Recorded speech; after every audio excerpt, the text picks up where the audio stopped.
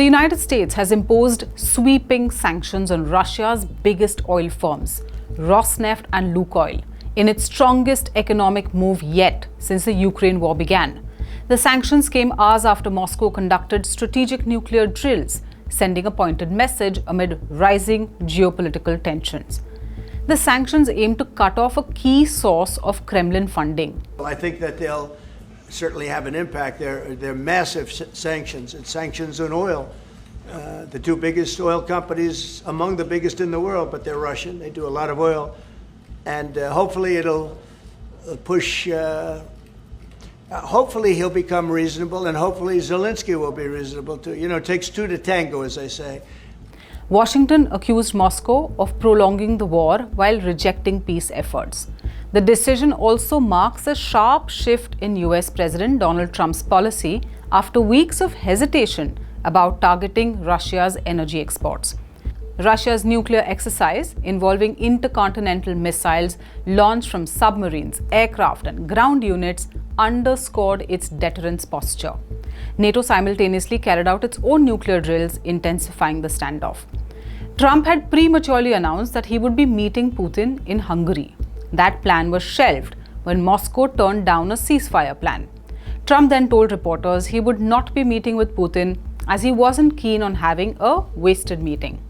Global oil prices surged over $2 per barrel, reflecting fears of tighter energy supply and broader instability. EU nations added pressure by approving the 19th sanctions package, including a ban on Russian liquefied natural gas imports. In response, Moscow vowed resilience, calling the sanctions economic warfare. Russian General Valery Gerasimov personally briefed Putin during the nuclear drills, reinforcing Moscow's defiance.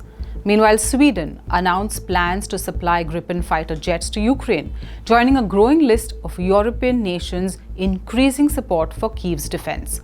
Trump, however, reiterated that the US would not send long-range Tomahawk missiles, saying Ukraine needed more training. Trump has also urged China's Xi Jinping to pressure Putin to stop the fighting ahead of their South Korea meeting. With the war now stretching into its fourth year, Washington's move signals a return to pressure diplomacy. But do experts think that this will work? Even with shrinking oil revenues, which currently actually constitute about, energy revenues total constitute about 30% of Russia's budget income, so that's significant.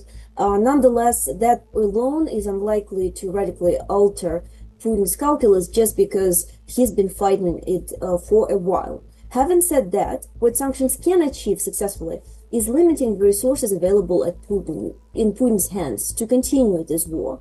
Much of the revenues of the budget are being used to fund Russia's military-industrial complex. A summit has still not been ruled out by either Russia or the US, but both sides have said they need time to prepare for it. For more such stories, subscribe to SNG News, hit the like button and follow for more news updates.